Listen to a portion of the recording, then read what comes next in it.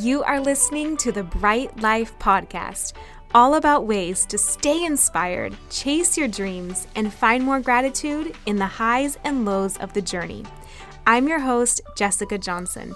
I'm a business owner, a part-time digital nomad, a self-growth junkie, a believer in other big-hearted women, and am all about sharing tips, tricks, lessons learned, and encouragement so we can all live our biggest, brightest lives. You ready? Let's do this. Hi guys, welcome to today's episode.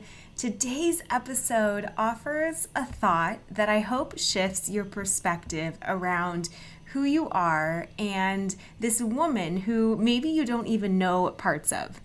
And it's this idea that there is still so much to get to know about this woman that you are.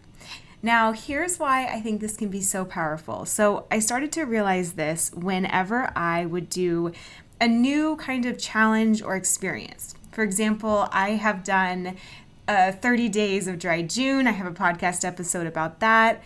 I attempted 75 hard until I got COVID, and then I decided rest was higher priority. I did a week-long meditation conference before. I have done half marathons, and then I've also mentioned how I used to have this practice of every single month I would formally try one new experience, something that was a little bit outside my comfort zone but sounded fun. So it would be things like rock climbing or going kayaking or learning to paddleboard or even bungee jumping, things like that.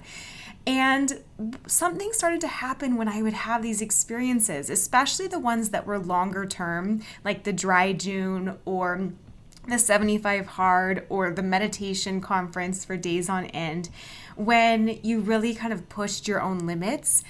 And I just started to feel like, man, there is a woman in here that I didn't even know before.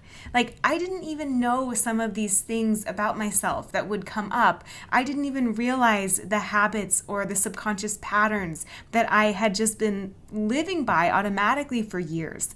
I didn't realize what my default comfort techniques were, right?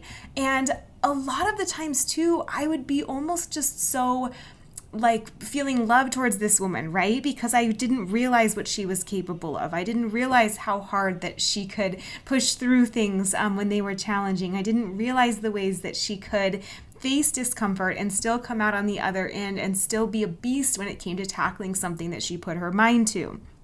And so I want to offer that to you because if you're anything like me, I know that we can get so used to our day-to-day lives and schedules, and we can get almost sometimes bored and think that we have reached the capacity, right? Like we feel like we know this person that we've been living with for 30 years. And maybe you fall into a creative rut from time to time, or, you know, you've been in a growth season and then now it stopped feeling like that. And that's okay too. I get in those myself all the time. And I think that is a natural ebb and flow of life that we're meant to have. But if you are heading into a season where you're wondering, what else is out there? Where you're wondering what else could be for you, where you're wondering if there's a level you haven't tapped yet, here's a way to find it. I would really encourage you to take on that new experience, whether it's a course that you have been thinking about and your gut is telling you to take, but maybe it feels like a leap. If it's a new type of class or something that maybe it's an art class that's just been pulling at you for a reason. If it's a crazy experience like bungee jumping or skydiving, if it is something like a week-long silent retreat or meditation experience, or maybe you go on a solo backpacking trip or book that trip to Europe on your own or South America or somewhere amazing. Maybe you even sign up for therapy. I mean, even that alone has revealed things and parts of myself that I've just been so excited to get to know and had no idea that were sitting in there. So you can really just take this whatever direction that you want, but I'd really encourage you to follow that gut instinct and know that it could be leading you to a part of yourself that you haven't uncovered yet, right? And it's almost like the more risk there is, the more of a leap it feels like, the harder it is, the more you're going to get to know parts of yourself, because it's out of your day-to-day routine. And we all know, right? The same actions lead to the same thoughts that we always think, lead to the same emotions that we always feel, lead to the same behaviors again, and the day just goes around and around and around like that the rest of our lives. So it's breaking that pattern and doing something that may feel uncharacteristic for you, or may feel a little scary, or may feel like something that, ooh, I've never invested in something like this before. That's the whole point. That's how you get a different experience. That's how you find out thoughts you've never thought before and have emotions come up that you've never experienced. Like, that is literally the point. So I would just encourage you, if there's something about you that you haven't discovered yet. You don't know yourself completely fully, right? You may know yourself really well, but there's so many layers inside of you, and there's so much depth to you, and there's so many stories yet to be lived, that I really hope that you can just take that extra new experience and see another chapter that's inside of you.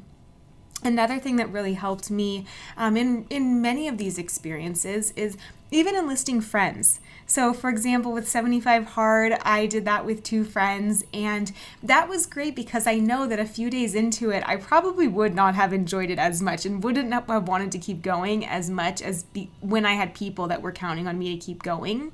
And similar to, half marathons or other things that may have long windows of time, can be so helpful to go with a friend, even if it is that kind of retreat you're looking at or event. Maybe there's a brunch for businesswomen in your area and you want to be in that group and you want to get to know them. Go with a friend, have someone help soften it a little bit for you. So it's not to say like you have to be so hardcore that you don't get any help or any support or camaraderie for this, but really, like, what can you do? And if it means enlisting a friend, do it. That brings you into a new experience and lets you get to know a little bit more about yourself. And more than anything, I just hope that thought is encouraging. Even if you aren't ready to take action today, just the thought that there's so much more about yourself that you have yet to know. Maybe you're going to become a mother. Maybe you're going to write a book one day. Maybe you're going to get a promotion in a career.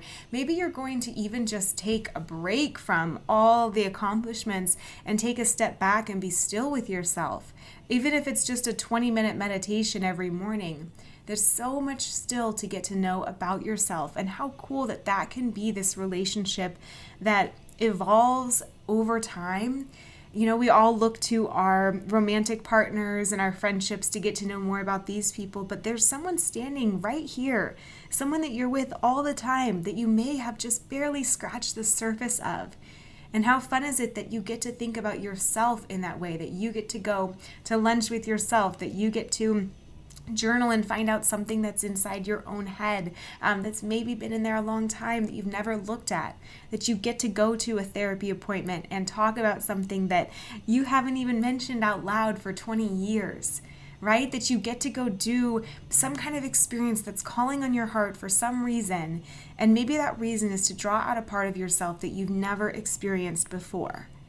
How amazing, right? Like, how amazing to go through life realizing that there's always more to get to know about this human that you may feel closer to than anyone else, but there's still so much about her yet to discover, yet to find out, and yet to love.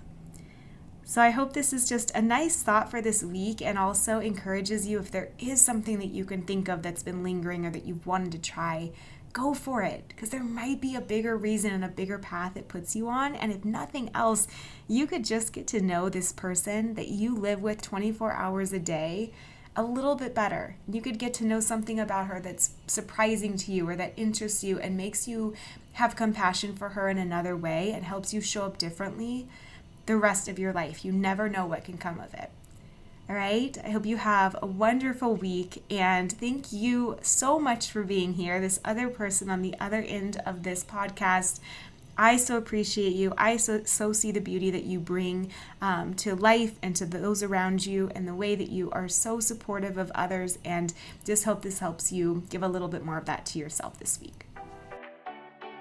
If this episode resonated with you, I have 2 things you are going to love. One is a Bright Life workbook full of practices you can use to get clear on what your version of your brightest life looks like and fearlessly move towards it every day. And another is a copywriter starter kit full of beginning steps to create a copywriting business that gives you the freedom to travel the world working from anywhere, to replace a corporate salary as your own boss, and to do creative work that lights you up every day. It's lessons I've learned in creating my own content business, and I'm excited to share it with you if you're curious about doing the same. I will link these in the show notes. I hope these serve you. Thank you so much for listening, and I will see you back here next week as we all pursue our biggest, brightest lives together.